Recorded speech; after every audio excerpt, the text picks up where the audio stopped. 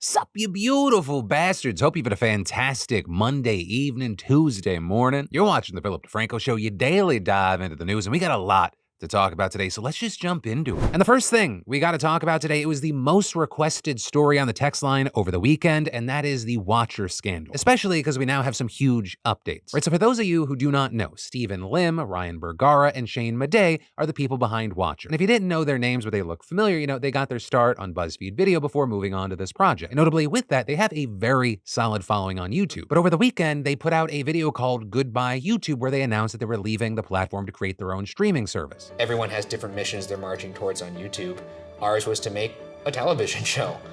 And, over time, you start to realize, hey, maybe television shows aren't meant for YouTube. Perhaps we should find a different place that's better suited to the content that we're making and can support the dollar amount that we're putting into each of these episodes. Right, and they know that Watcher's grown a lot. It employs 25 people. There are a lot of costs in making every episode, and relying on advertising doesn't feel sustainable. And so they say that having their own independent streaming service, it's just going to give them more freedom. With a service set to be ad-free, costs $6 per month or $60 annually. And as far as on YouTube, they said, when new seasons of shows pop up, we'll post the first episode here, but if you want to see the full season, you got to go pay. We'll also have trailers, stuff like that. And so with that, they did not get the reaction I think they were expecting, with fans quick to denounce this and share their disapproval, saying things like, putting all your videos behind a paywall is the nail in the coffin for an internet career. As well as, gonna be honest, I've been watching Ryan and Shane since the beginning of BuzzFeed days. I've watched them weekly for years now, but I can't justify paying for another streaming platform just for Watcher shows. Think you're gonna lose a lot of your audience, to be honest. As well as, respectfully, get over yourself. I don't think your audience of broke college students is gonna pay for another subscription service just to watch content they've been getting for free for years. Horrible move. Some also saying they felt like the crew is dismissive of how affordable $6 a month is for everyday people. I'll say I went into this situation blind. I'm unfamiliar with them. That is not meant as a dig. The internet is fucking massive. You could have 10 million subscribers. There's billions of people who don't know who you are. When I saw this, I was just wondering, why didn't they launch a Patreon or a fourth wall? And actually, as it turned out, Watcher TV is an addition to their already existing Patreon, which is tiers that range from $5 to $100 a month, and they have over 13,000 patrons, with it appearing to be the plan for that to still exist, but to be more about their podcast, as well as giving subscribers a discount for then Watcher TV, the new service. Right, so at the very least, this is all kind of messy, but you had everyday viewers as well as big creators going after them. Commentators like Moist Critical calling this a greedy move. And this, as others accuse them of pretending to be poor, and also saying if they can't make a profit with their revenue streams, then they have to be doing something wrong, right? And if that's true, launching a sub-service nobody wants won't fix anything. Also, in the midst of this, there was a petition to remove Stephen as the group's CEO and to keep Watcher free, and a lot of this seemingly resulting in Shane's wife, Sarah Rubin, defending their choice, writing, I get people don't like to pay for things that were once free, but paying people fairly and making a survivable living while making cool things is hard, even with ads. I think what the fellows are cooking up will be well worth it, to be honest. And in the tags of that post, noting that not everyone has Mr. Beast's money to play with, which, some agreed with, whereas others felt like she was trying to guilt trip the fans. But then we got a massive update today from the guys over at Watcher. We messed up. Right, first, apologizing for the announcement and the way that it landed, and thanking fans for supporting them over the years, and adding that their concerns and complaints were valid. One of the biggest things is that the content will not be fully paywall. If you want to watch our shows early and ad-free, you can catch them on the Watcher platform a month earlier. After that, you'll be able to watch our shows on YouTube for free. For those that have already subscribed to the platform, we are so grateful for your support.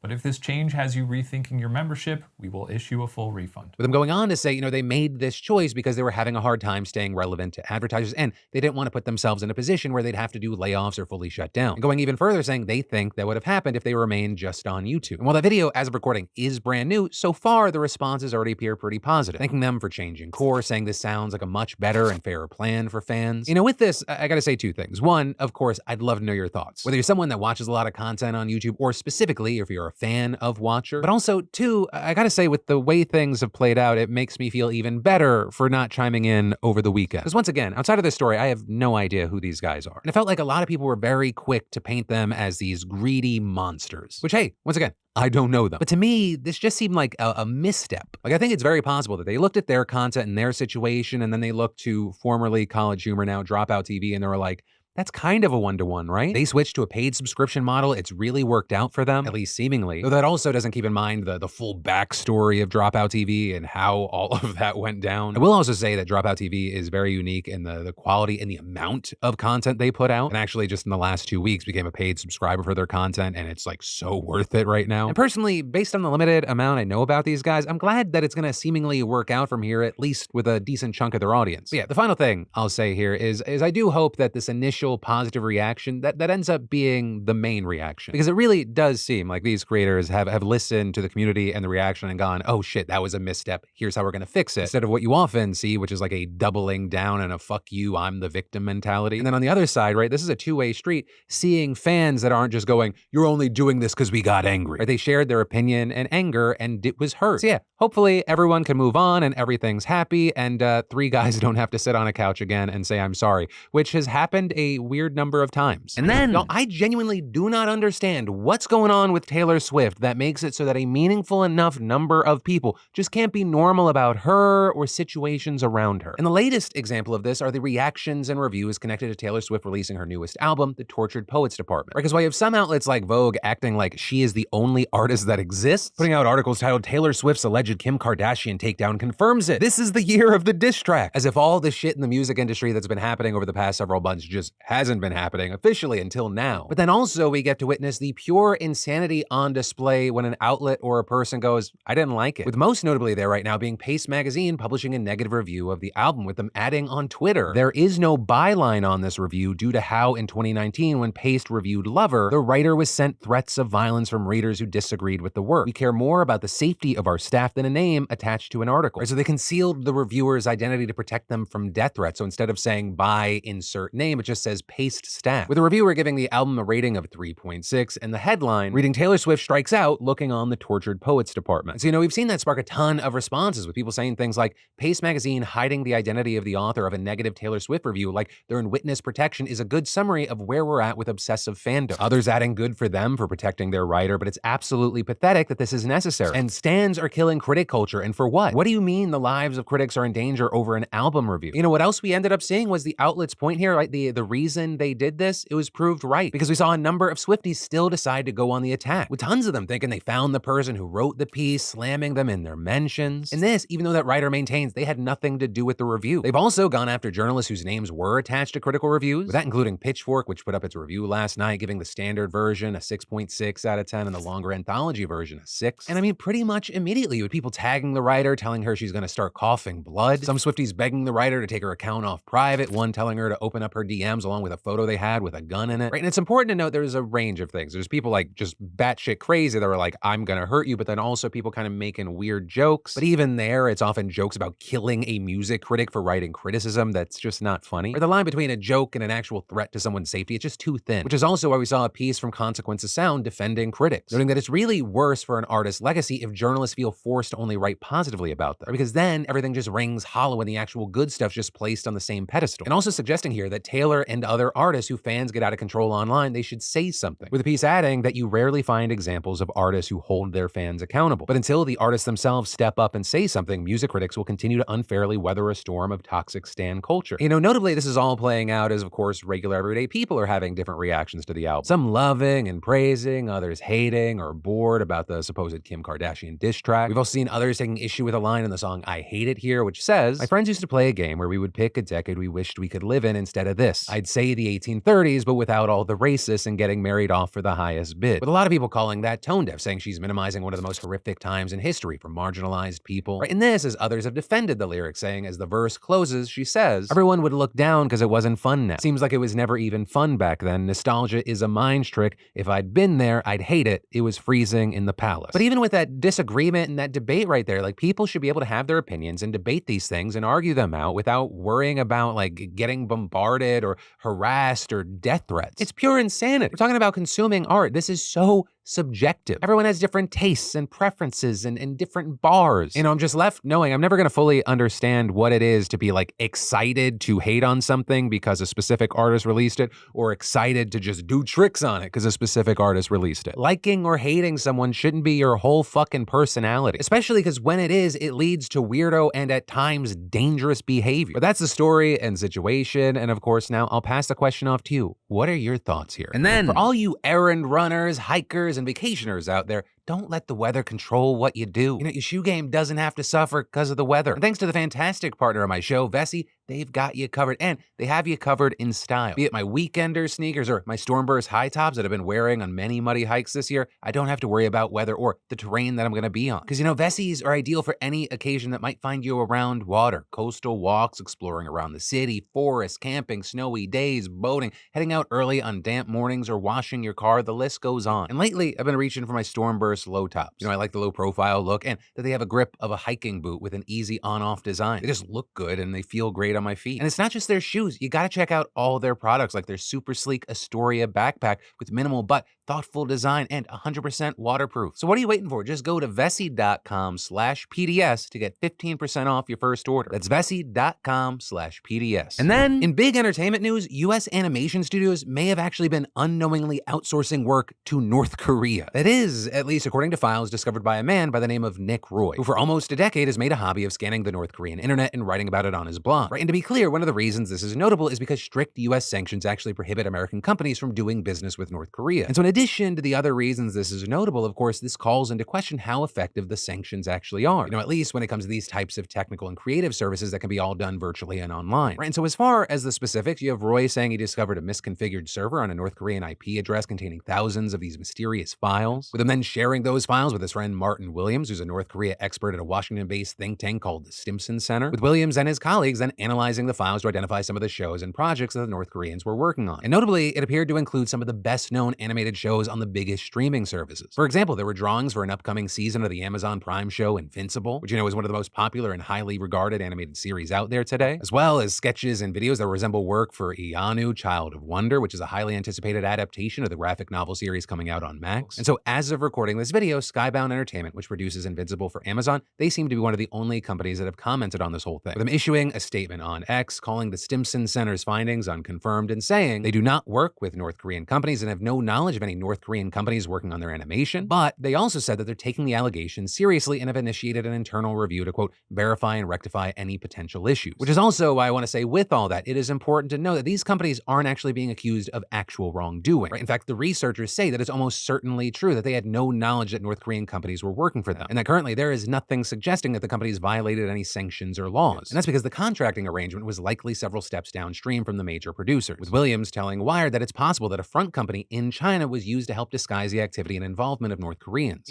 To that point, this specific case, it's kind of just a window into what is increasingly becoming an important way for North Korea to get around sanctions and raise money. Like in 2022, for example, the FBI warned companies that freelance IT workers from North Korea were infiltrating businesses to earn money that they could funnel back home, with them not only working through front companies, but also through individuals posing as other nationalities to get hired at US companies, with the FBI also highlighting that graphic animation is one of the sectors that North Koreans were particularly active in, which is why with all this, you have experts offering various recommendations to deal with the problem, with those ranging from video interviews to background checks to fingerprint logins. But also at this time, it's unclear how much of an incentive there is for companies to implement these measures. Right? Because for these companies who are just going to look at this as a business situation, they see they're saving money and they can just say they don't know anything about it. But it'll be very interesting to see if anything else comes out of the situation, including from Skybound Entertainment, who said that they're looking into it. And then we got to talk about the big news coming from Capitol Hill this weekend, because they were busy and Speaker Mike Johnson got stuff passed I did not think he was going to get passed, especially because he did all this while facing a threat of a vote that could oust him from the speakership. Right, and so we'll start with a potential TikTok ban. On Saturday, the House passed a bill that will ban TikTok unless its parent company ByteDance divests from it within a year. And that over alleged fears that ByteDance has shared or will share data on American citizens with the Chinese government. Though, of course, TikTok has denied the accusation, saying that it would refuse if authorities ask. Though there, critics counter that it wouldn't have a choice under China's security laws. So that measure passed 360 to just 58. With, of course, many users of the platform not happy hearing this news, but also TikTok itself not happy. With the company saying that it'll fight any ban or forced sale in the courts. Also arguing this legislation is a clear violation of the First Amendment rights of the 170 million Americans on TikTok. We've seen that legal argument actually hold some weight, with a district judge blocking Montana's TikTok ban last year, citing the First Amendment there. But of course, that's not where things ended on Saturday, because the House also passed a cluster of bills that would send $95 billion in foreign aid to Israel, Ukraine, and Taiwan, with the bulk of that, $61 billion, going to Ukraine, which of course, as we've talked about, is desperately needed there, as the country's military has been running low on war materials since last fall. And again, the fact that these even went up for a vote, that is a huge move by House Speaker Mike Johnson. Not only because it provoked a virtual revolt from the far-right members of his party, right, who oppose aid to Ukraine and wanted provisions for the southern border, but also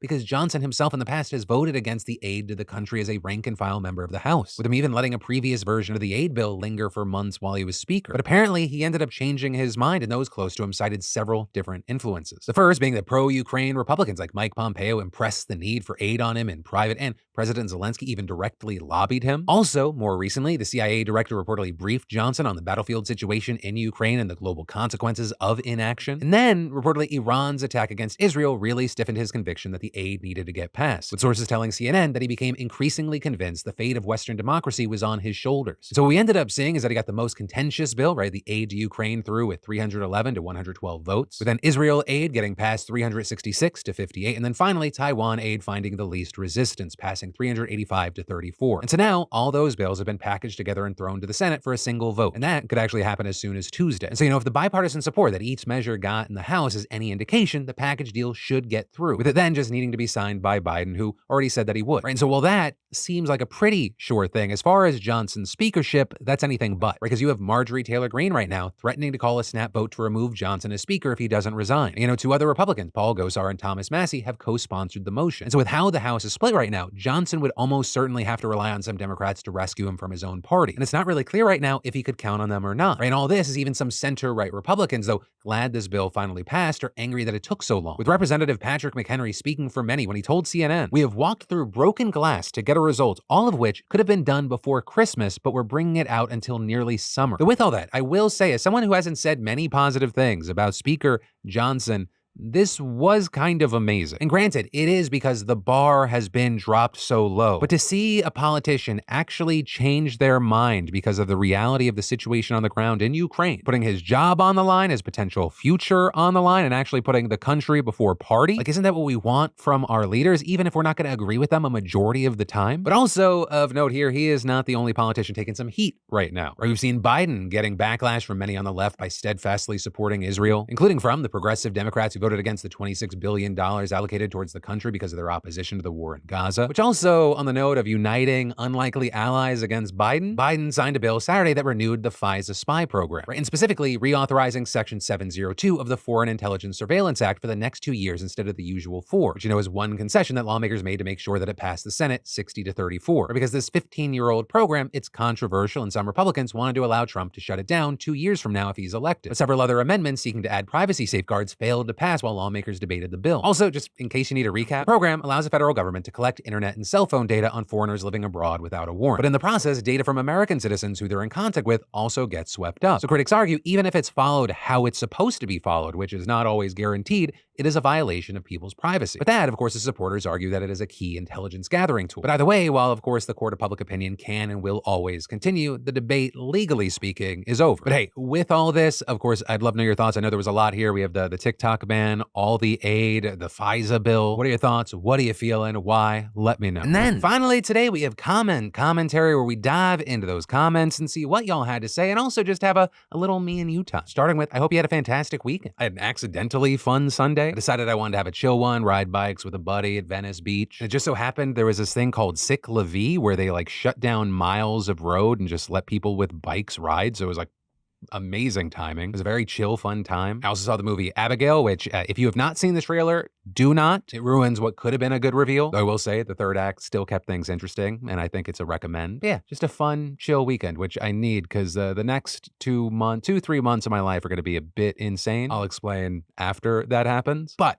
let's jump into the comments, because understandably, there was a lot of conversation around that testimony in the House. With Mommy J saying, if you believe "do you want to be cursed by God" is a legitimate question to ask someone in a hearing, you don't deserve to hold public office. Others adding, in a normal country, that'd be unimaginable, saying Christianity had nothing to do with the situation either, it was completely inappropriate. And many agreeing with Peachy, who said the separation of church and state is just a joke at this point. Also, as far as the other conversations happening in those comments, a lot of people felt like the pile-on on Greg Doyle was going too far. McCheese saying, with Greg Doyle, let's not forget the adage, never attribute to malice that which is adequately explained by stupidity. And others adding and/or awkwardness. So Candled Apple saying, though, even if not intended, stupidity like this can cause harm. Just because the intention might not be there doesn't change the results. But that, as you also had others going, yeah, he was in the wrong, but look to his apology. With Sam B saying, the reporter saying, I'm devastated to realize I'm part of the problem, and going on to say there is a distinction between that type of interaction with men versus women, I think proved he got the point. That apology seemed pretty good to me. There will never be 100% perfect apologies, but if the person realizes the issue, admits the problem, and vows to do better,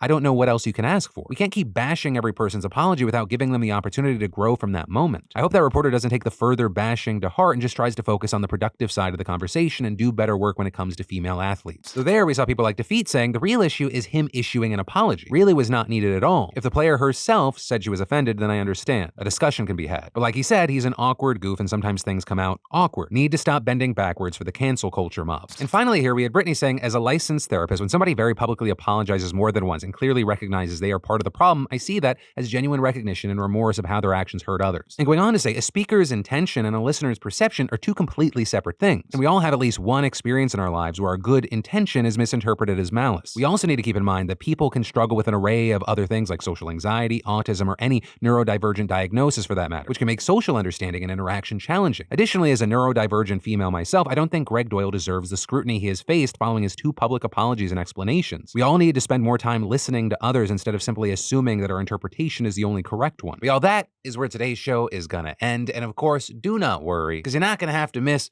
my annoying face for too long, because my name's Philip DeFranco. You've just been filled in. I love yo faces, and I'll see you right back here tomorrow.